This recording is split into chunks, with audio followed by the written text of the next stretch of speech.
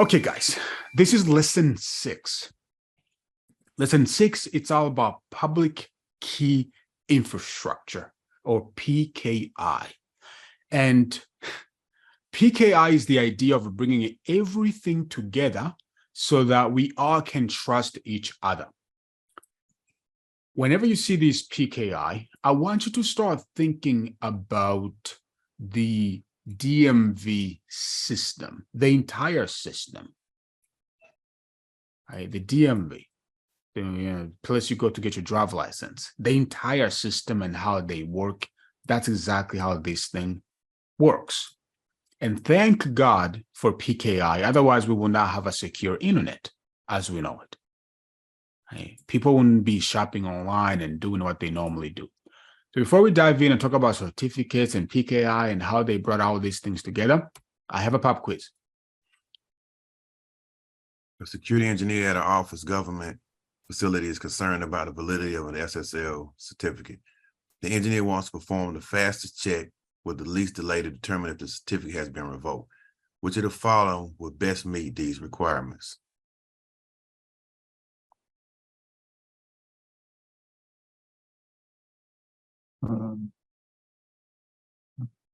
CRL. Yes, I'm gonna just say RA, I think. All right. What do you say? I'm security. No idea. Let's go OCSP, I guess. OCSP, that's actually a really good guess. And I think that's the answer, yeah. 100% guess. Okay. Yeah, so this class will introduce you to all these. I tried to be mean. I put all these right here in acronym for a reason. All right, because CompTIA will try to do this to you. All right, where they just, RA, you're like, okay, what does that exactly stand for again? All right.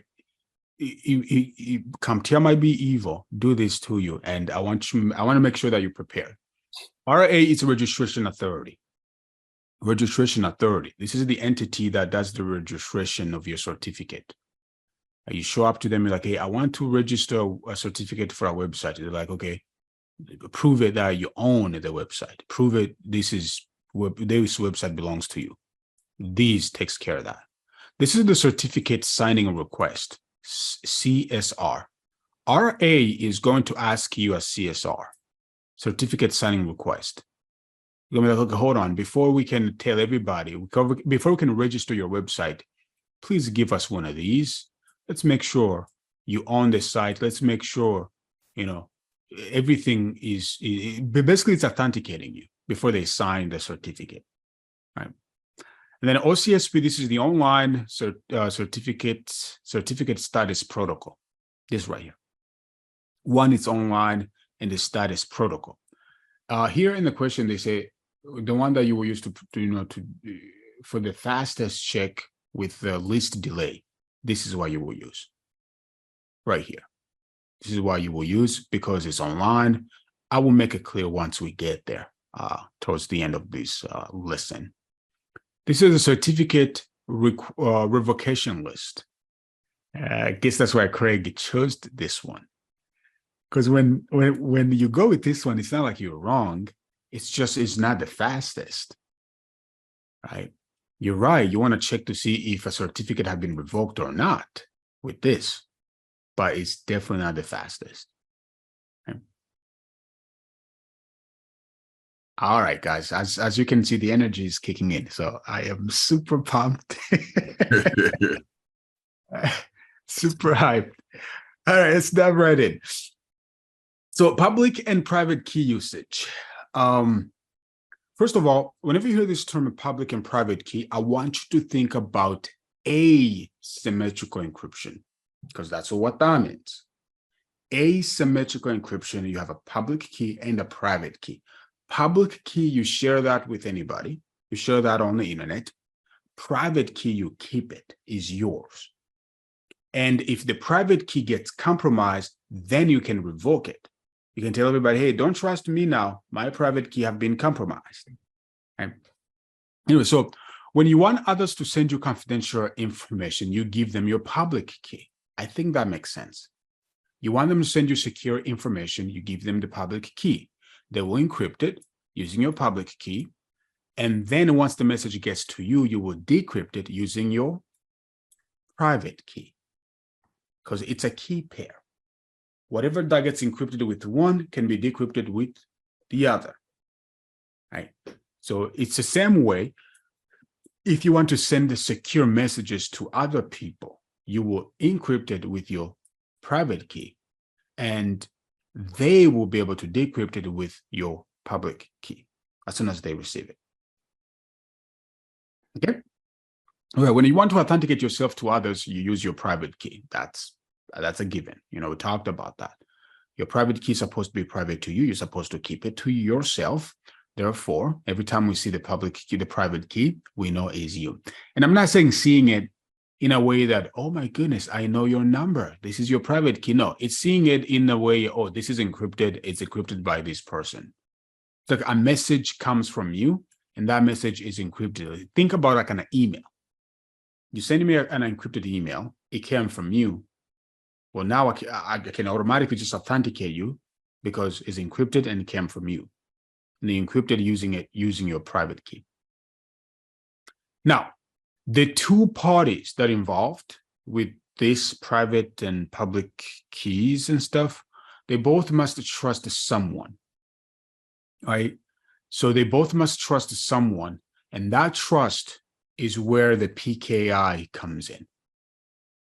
It's where the public key infrastructure comes in, because the $1 million question is, how do we trust our the public key? If I were to take a public key and publish that online right now, well, how do people start trusting that? Because they don't know me, they don't trust me.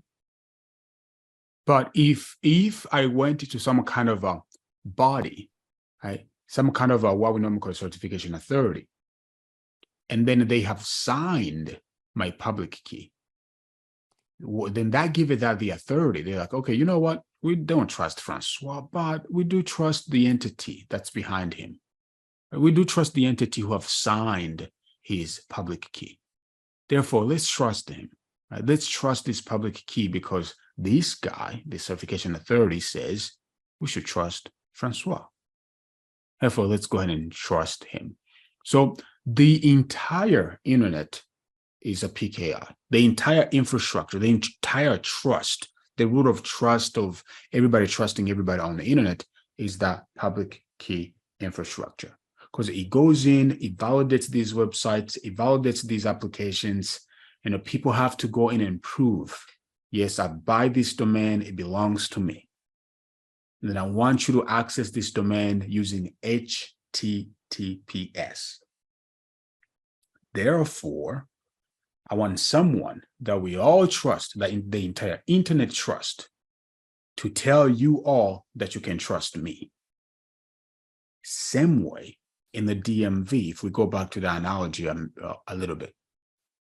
If you go over there, get yourself a driver's license, you're telling every police in the US, you can every time I give you my driver's license, you can trust it because I went to the DMV, and the DMV is the one who gave me this.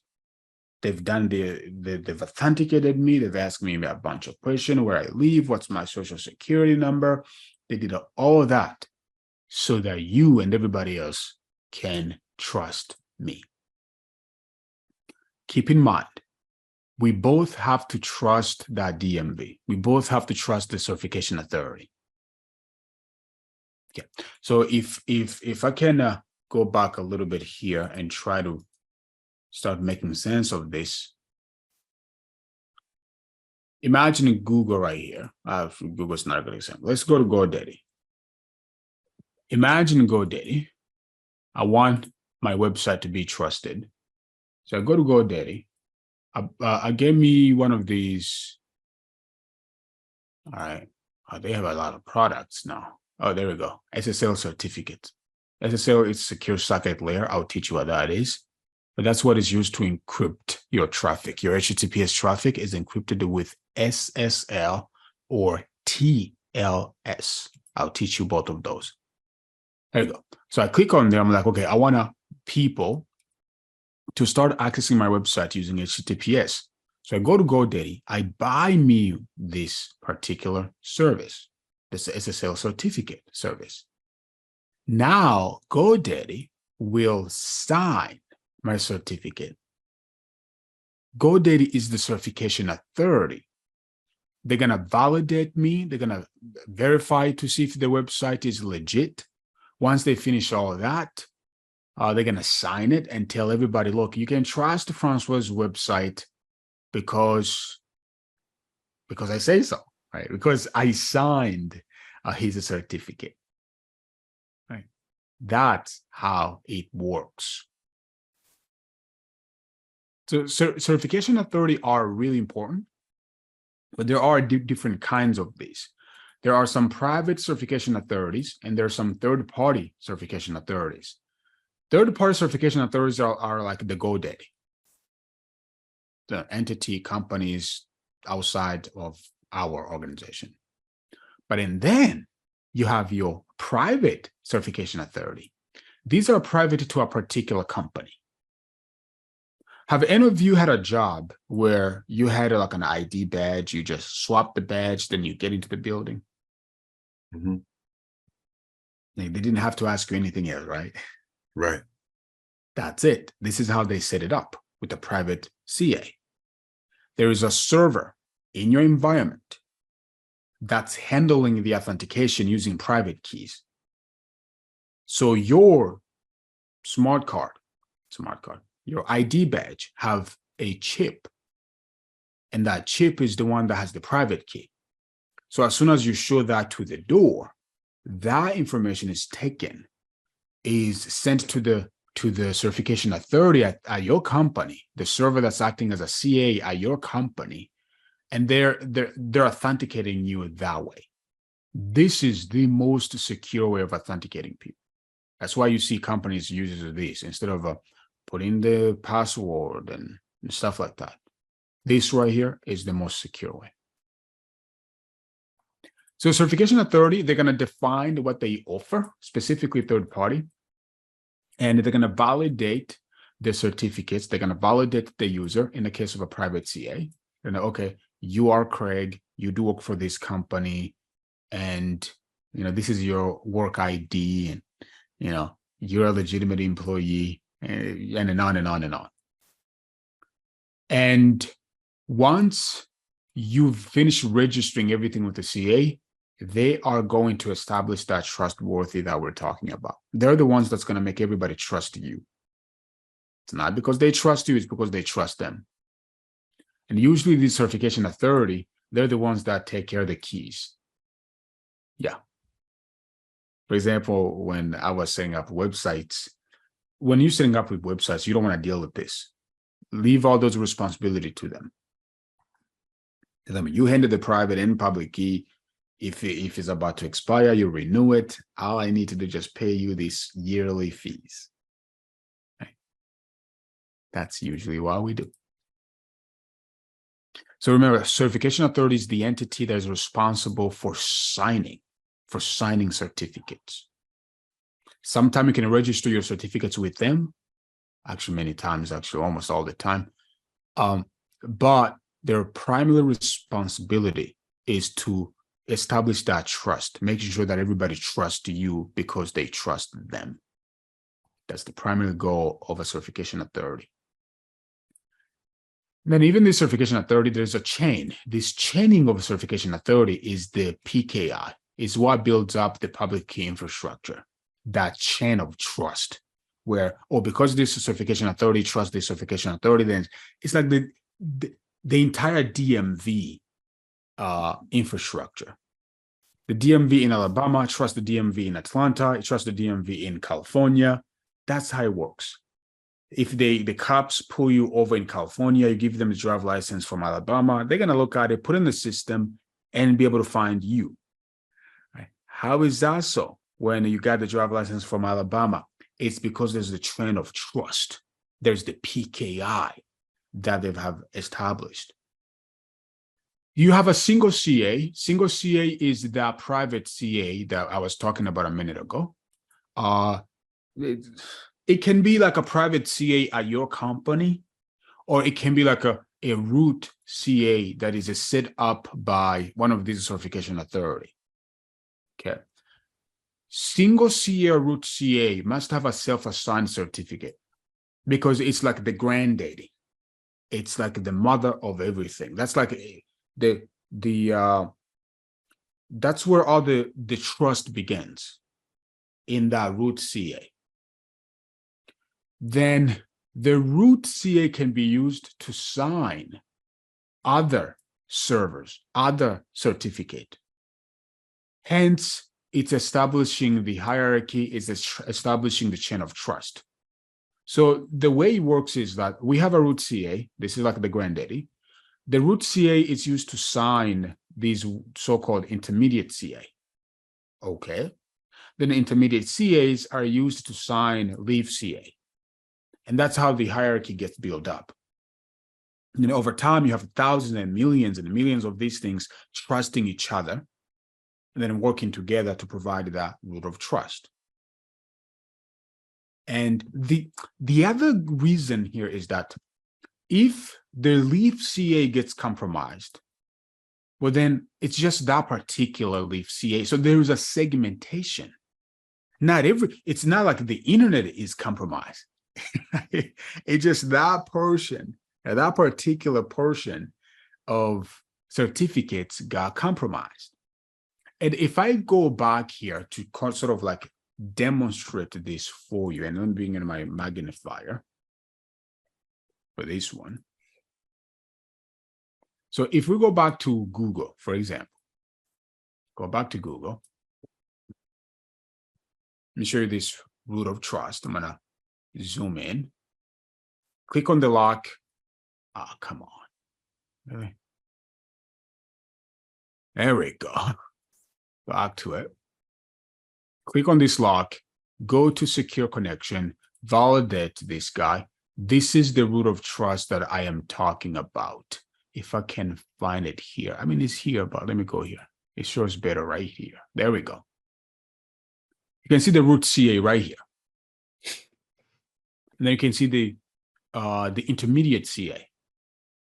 And then you can see this particular one is Google. They used this just to sign Google. Even this right here is probably used to sign some other things. Because, right, you see the little star here, guys? The little star?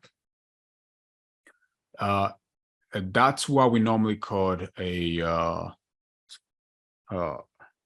what's the word? With a wild card? Wire card. There we go. Thank you. That's a wire card, which basically means everything that goes to google.com should be trusted as well. Meaning if we're going to doc.google.com, it should be trusted. It should be HTTPS. If we're going to slides.google.com, it should be trusted. That's what that means. But again, this is the root of trust. Google is too huge, so they have their own things going. But this is that root of trust. This is the hierarchy that we're talking about. Here is the thing you need to be aware of. Root certification authority, many times they are kept offline. They're kept offline for a reason. Because imagine if root gets compromised, then you have a bigger problems. Because everything under it will also be compromised or should not be trusted. So many times this is kept off the book. It's kept turned off until until is needed. Right? Anyway, I don't want to just on and on and on and on, but this is the root of trust. This is the chaining that takes place. Start from the root all the way until it gets to the leaf CA. Okay, so what if you want to get trusted? What can you do? Well, you have to register. And there's this certificate signing request. I want you to remember this for that exam. They will ask you questions like, okay, well, you want, to get trusted. What is the first thing you do? See how CompTIA usually ask, like, okay, which one of the following is the best? Which one of the following is the most? They also usually ask which one of the following is the first thing you do. If you want to get your certificate signed or, trusted, The first thing you do is generate this guy right here, certificate signing request. All right. You generate a key pair, then you send the public key to the certification authority. You send that with the certificate signing request. And then you basically telling these guys, hey, this is my key pair. I want people to start trusting me. I want them to start trusting me. If this doesn't make sense right now, it will make sense once I demonstrate this. Once we're doing a performance-based question, it will come back to you. Because I'm gonna it's a drag and drop. I'm gonna make sure that you know what to do first, what to do next, and so on and so forth. Okay. Again, the certification authority, as you're going in and registering this, they're gonna perform the identity. They're gonna check if the website belongs to you. They're gonna sign the certificate and then they give that to you. Many times, this is handled by the RA. You saw this earlier, like, what does RA stands for? It's a registration authority. It's the organization that takes care there is registration of certificates. Now, your certification authority, your CA, might be handling the registration, or registration might be like a separate company, like a third-party company that does the registration on the behalf of a certification authority. So I remember when we used to live in Mobile, Alabama, yeah, from deep south. That's where my parents, they still live in Mobile. It's a very small city, you know, very, very old school folks over there. So our DMV couldn't even give you a driver's license. They had to send the information to the capital. So you only had to go there to just register, and they send everything to Birmingham in Alabama. So we will go to Mobile. That would have been a registration authority, just to register, get the information. Who are you? Who, you know, yada, yada, yada, yada. They will get that information, send it out over to the real certification authority, you know, the real CA. They're like, hey, put this guy in the system. He wants to be trusted. He have a register. This is the information about him. This is the certification signing request, basically. Right. All right, cool. Any questions? Beautiful. All right, digital certificates. Once they finish registering you, then you will be given a digital certificate. Digital certificate contains your public key. If we go back to that Google certificate right now, you will be able to see the public key. Remember, it's okay for public key to be known. That's fine. We want people to send us secure information. So they're going to encrypt that information using a public key. So your certificate will have to have a public key. And then all kinds of information that identify that particular certificate, including things such as the hashing algorithms. When was it issued? When is it valid from? When is it going to expire? All that information is included on that certificate. Remember, our certificate, it's like your driver's license. When you take a look at your driver's license, all that information is on it. Your driver's license number, when is it going to expire? When do they give it to you, right? Your signature, all that stuff is on the driver's license. Same thing here. Because we want to make sure that as soon as somebody sees our digital certificate, they can trust us. They can trust the HTTPS. So there is a standard. There's a standard that they use when they're registering for certificate, and that's known as X.509. I want you to remember this for your exam. So X.509 is a standard that gets used when we're going in and trying to register for a certificate. So it goes in and tells us what version of the certificate we're getting, when it's going to expire, all kinds of stuff. So it's used for things such as a self-assigned certificate. Okay. And then remember, once we have a self-assigned certificate, that can be installed in multiple servers. That's one of those tricky things that CompTIA might, pump up. So when you have a self-assigned certificate, it's like a root CA. It's like a root certificate. Once you have that, is yours. You can use that into multiple servers, and that's absolutely okay. That's absolutely fine. So let me show you X.509. Now that I mentioned it's going to be on that exam.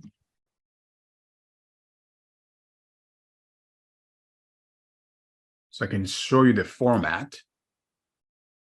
You understand what's on this particular thing. This is better. Is that a clear picture? Can you guys see okay? Or should I zoom in? Love it. There we go. So for right now, X.509, there's a third version of it. And that's the one that we use right now. There's a version 3 of this thing. And it goes in and gives you the version. It tells you the version, which is in this case, it will be version 3. That's what all these websites use. It will give you the serial number, certificate number, the algorithm, and when it's valid from, the particular name of the entity that needs to be trusted. In this case, it could be like google.com, kendrick.com, you name it. Public key information. This is the public key. The unique ID. This is the identifier for that particular certificate. And then you have your SAN, which is part of the extension. This is a subject alternative name. You also, part of the extensions, you have your wired card. Thank you, Kendrick, for reminding me what that was. Wired card. That tells everybody, look, this certificate can be used to sign all the subdomains. The particular domain and their subdomains, all of them can be assigned with this particular certificate. So this is the standard. You're going out there, you're trying to register for a certificate. This is what they're going to use, particularly version 3, because that's the current. And Microsoft, because they're king of this kind of stuff, just like Google, they also have what they call public key cryptography standards. These are PKC1, it goes all the way to 15, right? Literally.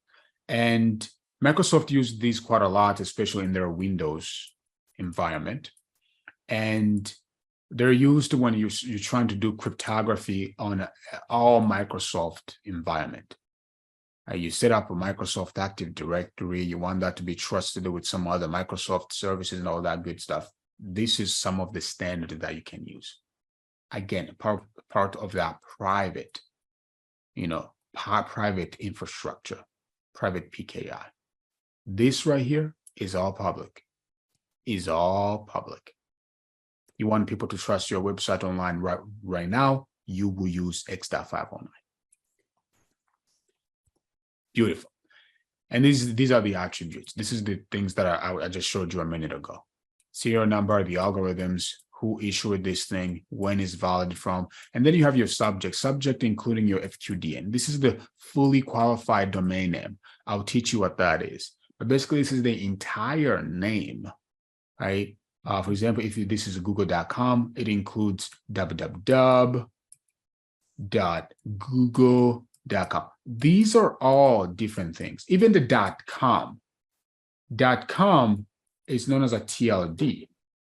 TLD, it's top level domain. That's what .com is.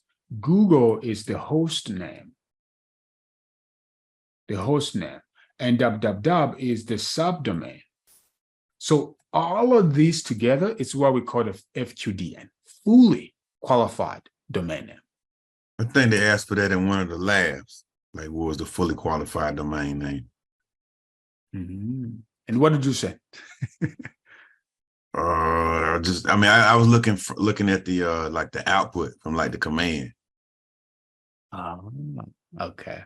Yeah, no, fully qualified domain. It's kind of going away right now, but fully qualified domain name, they need the whole thing. I think it was like mc1something.com. I think that's what it was. Okay. Yeah. It's probably will have a subdomain, something CompTIA used to use the 5 something support.com So they're talking about fully qualified domain name. It's going to have a subdomain, the host, and the TLD, the .com, the .net, the whatever. Right.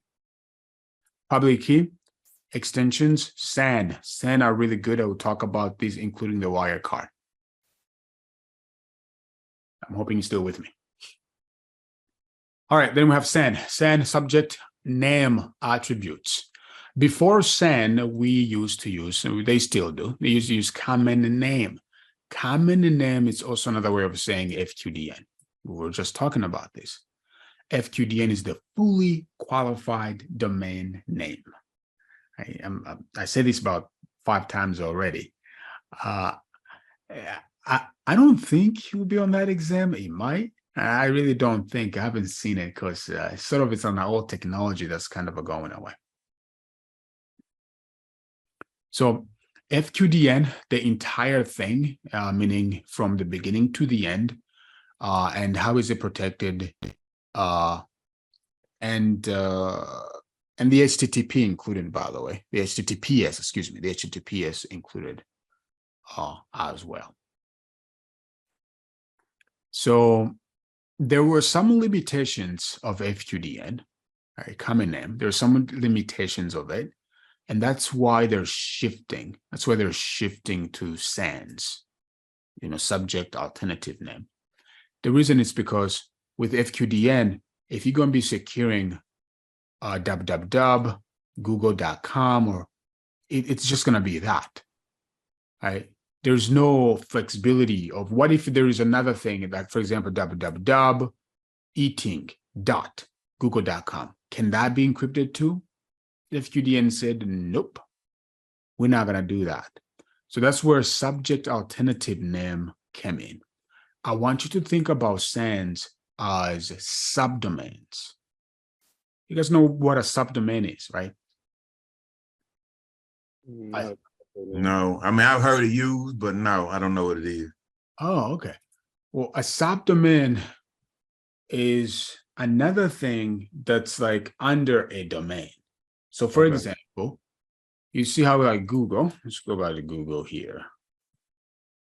I think Google need to pay me. I always use them. They owe me that promotion. All right, see, you see how like they have doc.google.com.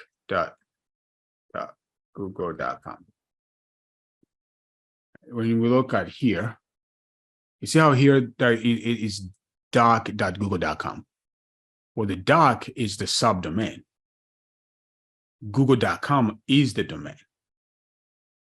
So for the security, the SAN, where the SAN comes in is that, look, yes, we want to secure google.com, but let's also secure anything let's also secure any other subdomain. So doc is the subdomain.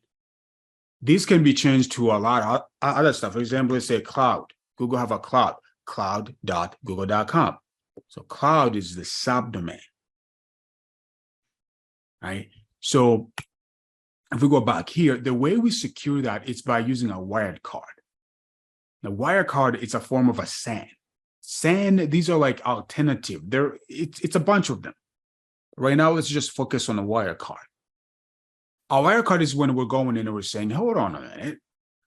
We want to secure everything that goes to google.com. So let's just get one certificate, right? Let's just get one certificate and use that to secure everything that pointed to google.com. That includes the subdomains.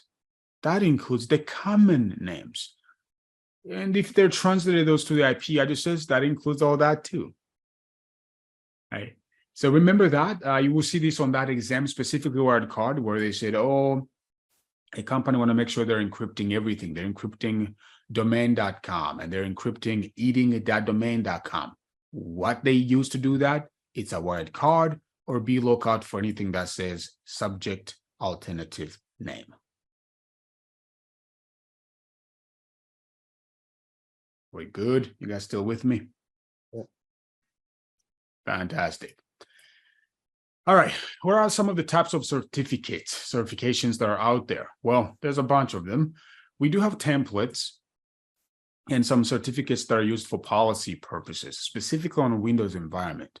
A Windows environment have a bunch of certificates, like I was showing you a minute ago, where Microsoft even have their own family of stuff that they use for certificate purposes. So you can grab templates in there. Those are form of a certificate. You can also have certificate for key usage.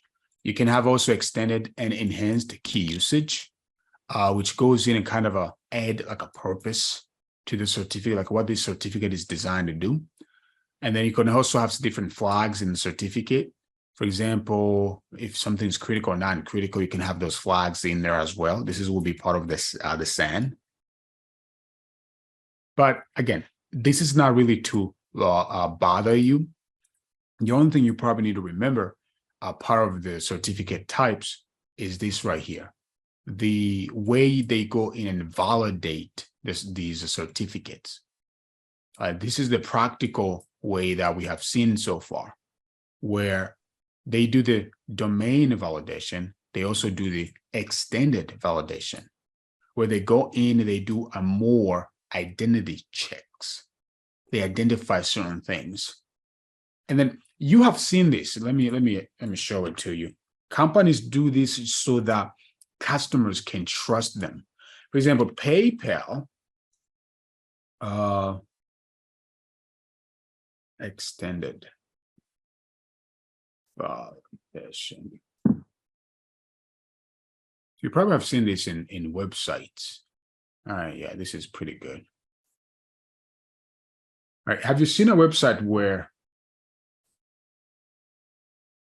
oops, too big. All right, have you seen websites where they go in and when you look in the browser, like their company name, it's in the browser? Like that? Yeah, this is an extended validation, right? This is where their certification authority went in, be like, hold on, you say you're a business, let's validate your building, let's validate yours. So they went in, they do additional checks to make sure this is banks use these payments companies, they do this so that customers can trust them. Your question might be, oh, is it more secure than a regular validation? And no, it's not. They're still using the same security. When it comes to the security, it's the same. They only do the extended validation because customer can trust them. But if you have like an HTTP, well, it's the security, it's as the same as that of extended validation, right? From technology perspective. What are some of the other certificates type that's out there that you should probably be aware of? Well, computers to computers. Yeah, these are there. A server can authenticate another server on the network using certificates, using private keys. That's how we do it, and it's the most secure way of doing it. Email, people sending you encrypted email. We can use the certificates for that. For example, I told you there's a protocol known as SMIME or MIME, depends on who you ask. Well, this goes in and provides you with end-to-end encryption. It's a protocol that does end-to-end encryption for your emails.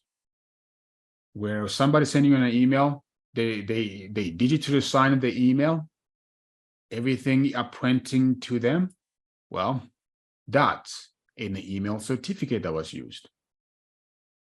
If you're authenticating through the doors, you have smart cards that you can use to authenticate. That's also another type of a certificate. If you want your code to be trusted, you can sign it. Apple, the company Apple, they force this. Have you ever installed something on Apple computers and they're like, hey, we don't trust the developer? That's because they didn't digitally sign the code. Right? They, usually Apple forced the developer to, sign the code so they can, they can be trusted. We talked about root certificates. These are self-assigned. Self-assigned certificate must be trusted manually. That's true. because there's no certification authority that's telling everybody, hey, you should trust this guy, you should trust this guy. If this is a self-assigned, you have to go into the browser and be like, hey, Mr. Browser, from now on, trust this certificate. Otherwise, that's why I start seeing like some kind of an error messages comes out, be like, hey, yes, we understand you're trying to visit this website, but we don't recognize the certificate. We don't know this certificate and where it's coming from. Some situations, it's because it's a self-assigned. All right, any questions for me? Let's keep going. Topic B, how would you implement PKI? First of all, there's a life cycle for these keys once you have generated them. First of all, you will have to generate the key, and then you will go use certificate signing request, right? CSR, you will get that there, and they're going to give you the certificate and sign it and all that good stuff. They're going to have to store your private key and public key somewhere. Once the key gets compromised, you have to revoke the key. If the key expires, it tends to expire every year, once a year. If the key expires, you have to renew it. If you don't, your certificate will get revoked. Right? It won't be trusted. Okay. Now, cryptography works. I want you to know that. The technology works. Majority of the cybersecurity issues comes from people not managing the keys the right way. That's where majority of issues come from, which makes sense. It's a human error thing. Human makes mistakes, right? So once we've done all this, we have to manage the key the right way. What happens if the keys is no good? Well, we have to, if the key is no good, we have to revoke the key. We have to revoke the certificate. But what if we don't want to manage the key? Or what if we want to recover the key? There's this thing known as M of N control for critical keys. M of N control is used for the most part for the root servers. Imagine if you have a self-assigned certificate that's used to manage multiple servers. Okay, that's a good thing. Well, imagine if you have 10 people working in that department, working on managing those servers. Well, you might not want all 10 people to know the keys because that's risky. All of them knowing, it's a little bit risky. So guess what you will do in response to the M of N? M of N control goes in and says, out of 10 people, let's just make sure 3 of them knows the key, the critical keys. And the idea here is that if one of them quit, well, we have 2 of them still knowing the key, or we can revoke it. If one of them died, and you got the idea. So there's that redundancy.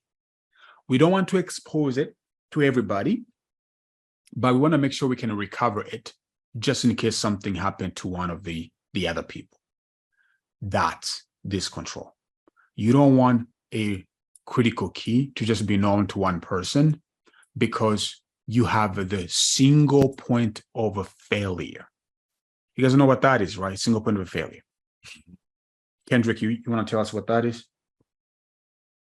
I guess everything depends on this one entry point. And what happened to that entry point if that entry point is not there? You're no good. You're dead in the water. Exactly. So security, remember, security, it's about maintaining the availability. There's a reason why we have the availability in the CIA. Right? If one thing dies and we all die with it, that's a problem when it comes to security. I want to make sure we have a redundancy. I have a chapter where we're going to dive deeper into redundancy. Then I'll probably bring all this stuff back and tidy it up and make sure you understand it from a security perspective. Anyway, back to this. Keys can be backed up to protect against the data loss.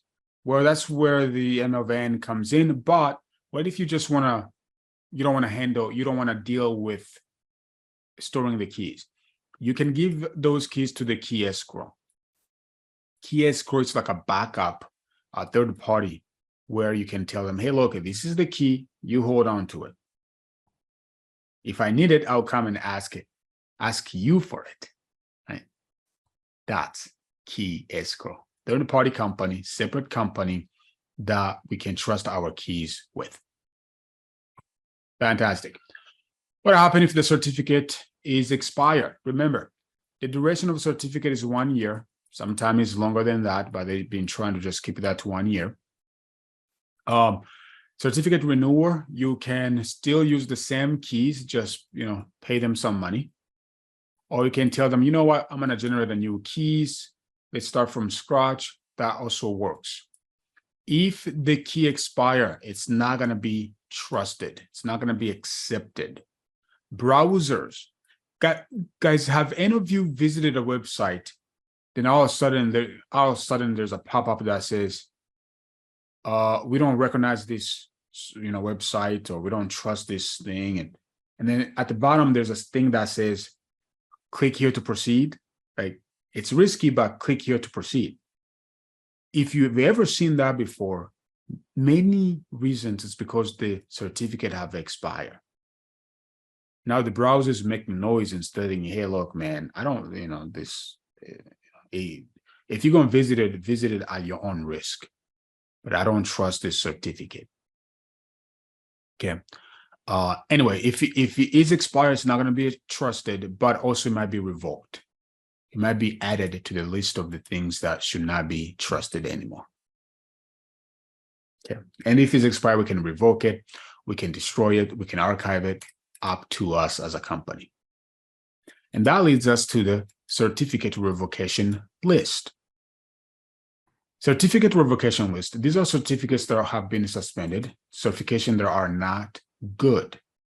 There are codes that get sent to you. The reason, like, okay, well, this have been revoked because it got hacked. This one have been revoked because it got expired, right? So there's a code. These are code number that you will get as you visited these websites with the certifications that have been revoked. Certifications gets added to this certificate revocation list, like I said, if they are not good. This is a list of certificates that have been revoked, certifications that are not good. Every time you go to a website, your browser, your Google Chrome, do people use these days? Your Edge will check the revocation list. It will double check the revocation list and be like, hey, is this certificate valid? Is this still valid? And the revocation list, or the server that's handling these revoked certifications, will have to reply and be like, yes, this thing is valid. You can trust it. Right? But here's the issue, though, with this. If there's one server that's handling these requests, checking if something have been revoked or not, imagine Google. Imagine how many people visit Google every day. Imagine how many browsers go to google.com every day. Millions of them. I think it's 1 billion per day, last time I checked. So revocation server cannot handle all those requests by itself. So what happens is, that's where the OCSP comes in. OCSP is the Online Certificate Status Protocol. This is where this protocol goes into the revocation list and then check just one time per day. Check, like, hey, Mr. Revocation List, does google.com still valid? And revocation list server or revocation server is like, yeah, that guy's still valid. It's not expired yet. This guy, it's going to get a stamp, right? OCSP, it's going to take that response and be like, okay, got it. Google.com is valid. That's where the status comes in. Have not been revoked. So everybody else who tries to go to google.com, instead of going to the revocation list to check, it's just going to give him a response. Like, hey, you're trying to see google.com. Well, I checked this morning. He was valid. Here was a response that I got. So for that reason, it provides real-time status information, but also perform the fastest check to tell you if a certification has been revoked or not. Because there's a stamp that gets added to that protocol, tells this thing, hey, look, tell everybody who's checking to see if Google is valid or not, tell them yes, is valid. So OCSP act as a proxy. You guys know what a proxy server is? Kind of like a mediator. Exactly, right? Somebody or something in between, where it makes a connection on your behalf. Right? It's like somebody who talks on your behalf. It's like, I want to talk to Craig, but I have to go to Kendrick and be like, hey, Kendrick, tell Craig I am valid. Right? So Kendrick will be the middleman, the proxy. I will teach you what a proxy server is, because there's a lot of good things we can do at the proxy server. But in this case, I'm telling you that OCSP can be acting as a proxy. Remember, fastest check, real-time information of if something has been revoked or not. You guys still with me? I haven't lost you yet. Okay, good.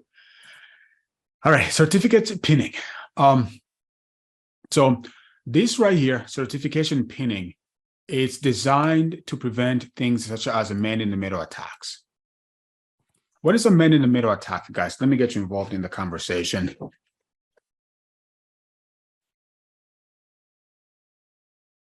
I guess somebody like interfering with or trying to pose as you, poses the valid user. Right. So they're doing the impersonation, correct? Mm-hmm. Love it. And I remember this terminology it's going away. I probably should be teaching you this. This now is going to be called on the path attack, which I think they should have called that in the beginning. I mean, it sounds right in the between, in the conversations. But and the reason is because females and women went up there and be like, it doesn't have to be a man; it could be a woman in the mix. And it was a big debate in cyber. It was hilarious, but they got their way. So this is being changed to the on the path attack, but we're still talking about men in the middle. Anyway, men in the middle, something or someone between the conversation, and they're trying to impersonate. That's the word I was looking for. Impersonate the other party. So I'm trying to talk to Arthanas. Craig is in between the conversation, and Craig is acting as if he's me. So any message I send, it goes to Craig, and then Craig talk to Arthanas. Like, hey, Arthanas, it's me again, François. I want you to send me the social now. Right? You send it, it goes to the man in the middle, thinking you were sending that to me. Craig is impersonating me. What does this have to do with the certificate? Well, check this out. And why this is like a really good thing, actually, the certificate pinning. Well, guys, look, turns out whenever you go to our website, usually whenever people visit our websites, they don't type in the entire thing. They don't go in there and say HTTPS. Like nobody does that. Colon www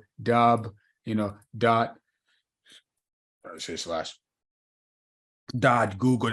Nobody does this. What we usually do, right, when we visit our websites, you just type in google.com, right? That's all you do, google.com.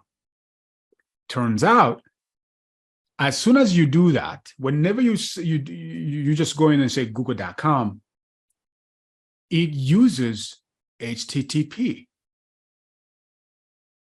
So you go in the browser, you type in google.com, by default, it uses HTTP.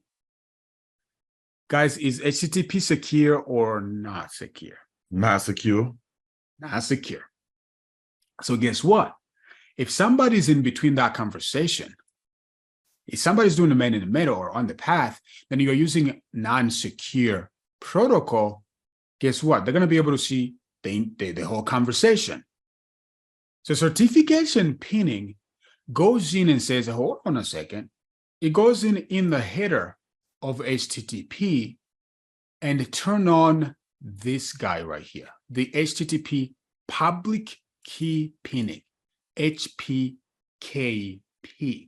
I doubt if this is going to be on that exam, but I just like to talk. So I like to talk about this one.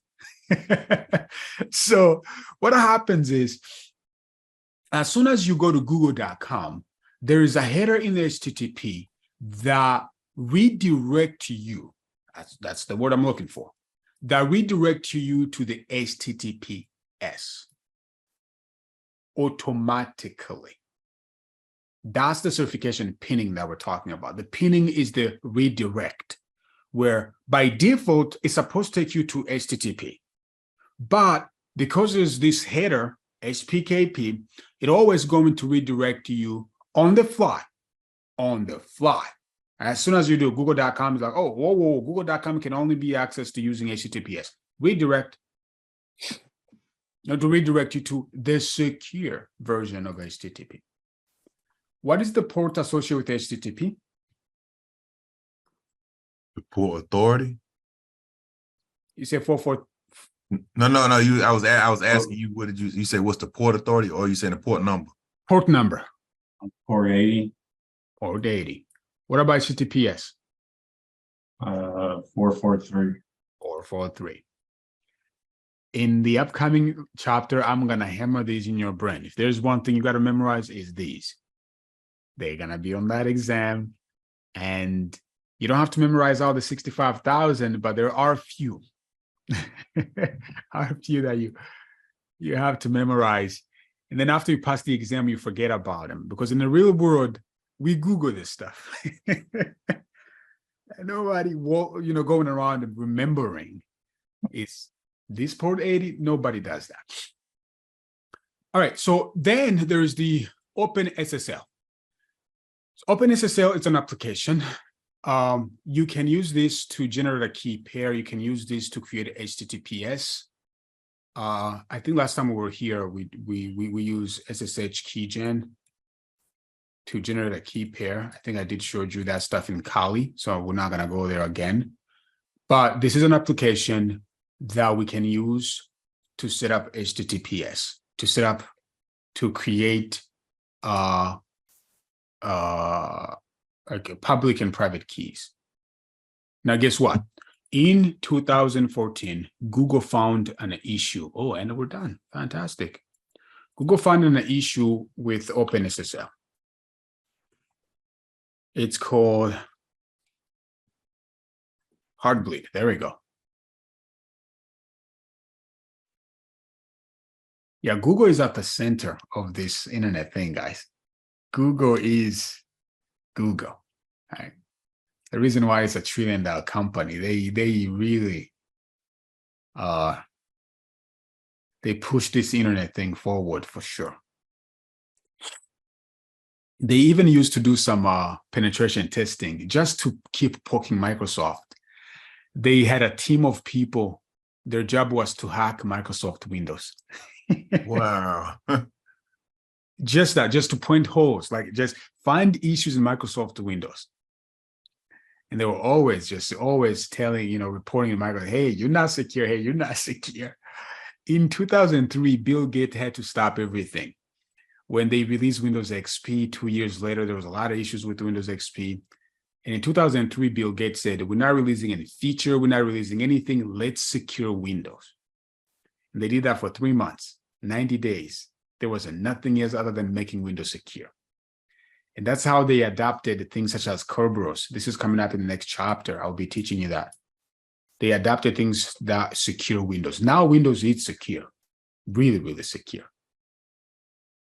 Anyway, 2014, Google find an issue in OpenSSL. the protocol that we're talking about. SSL, it's the protocol, the tool. SSL, it's secure socket layer.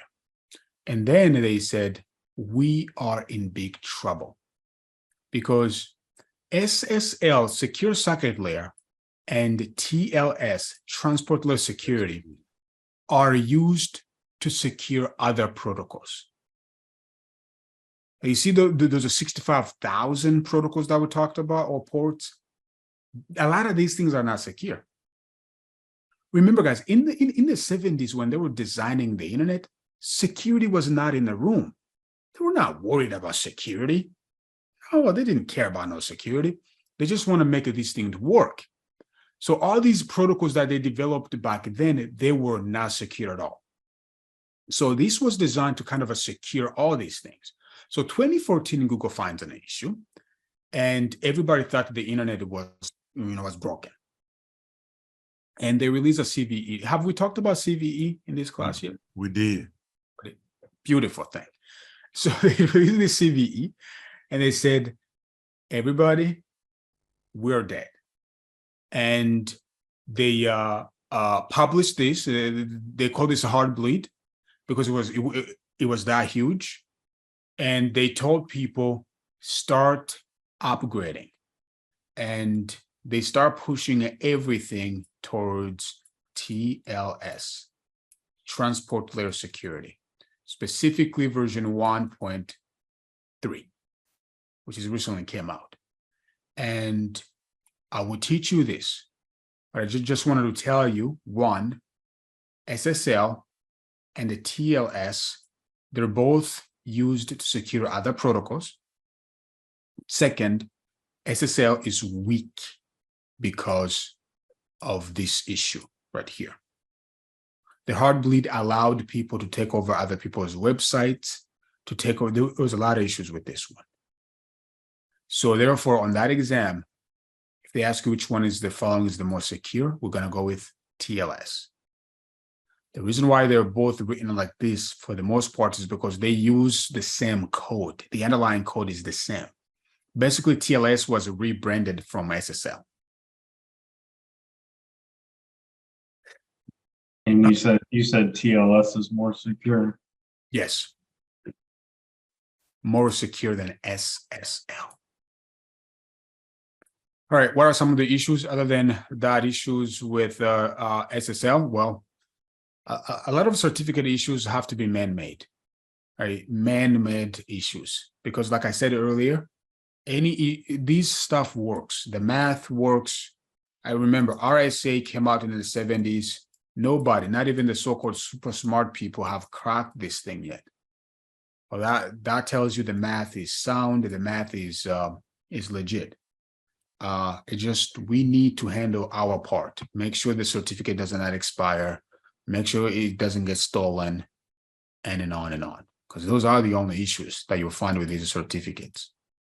If we set it up the right way, it's gonna work. Right? But if we make any mistake, then it's not gonna work. Questions? No, not at all. Beautiful thing. Let me check your understanding, and then I'll let you go on your first break. A security analyst needs to generate a service certificate to be used for 802.1x and secure RDP connections. The analyst is unsure what is required to perform the task and solicits help from a senior colleague. Which of the following is the first step the senior colleague will most likely tell the analyst to perform to accomplish this task? Generate a CSR. Yeah, certificate request. Yeah. Signing a request. Good job, Craig and everybody. Next. System administrator needs to install the same X.509 certificate on multiple servers. Which of the following should the administrator use?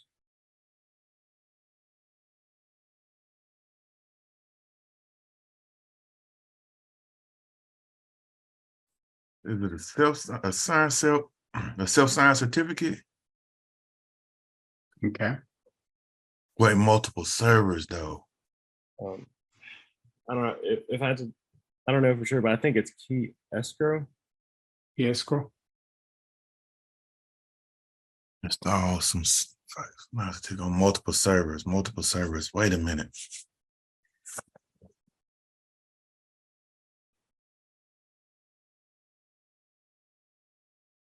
Extended key. Does that say an extended validation certificate? I don't know. Extended, you don't know. Not so sure. Okay. Yeah, B was. The only issues is that, oh, they say self, and now you're here thinking about multiple servers. You're like, what's going on? Right. Yeah. Self-assigned means you generated that certificate yourself. I mean, you're assigning that to you yourself. So you can assign the same certificate to multiple servers. Gotcha. It's yours. Extended validation is when they go to that PayPal, the idea I gave you guys with the PayPal, where the company name have to be in the browser for trust reasons. Key escrow is when you give your keys to a third party. To hold them. Yeah, to hold them, right? It's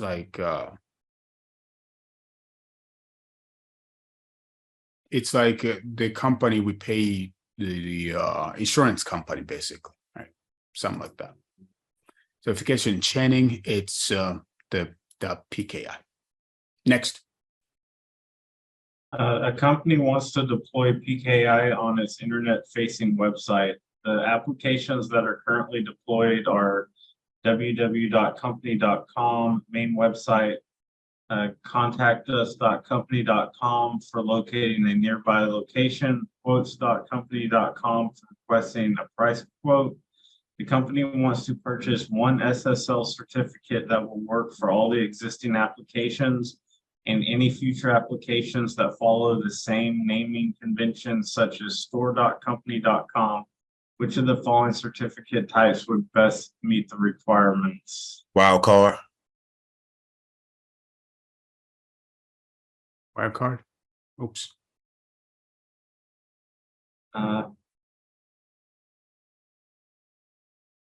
I guess I'll go with that. Wildcard. Okay. I was thinking SAN, but I don't know if that's. I'd be brushing up against two of the same answers. But Yeah.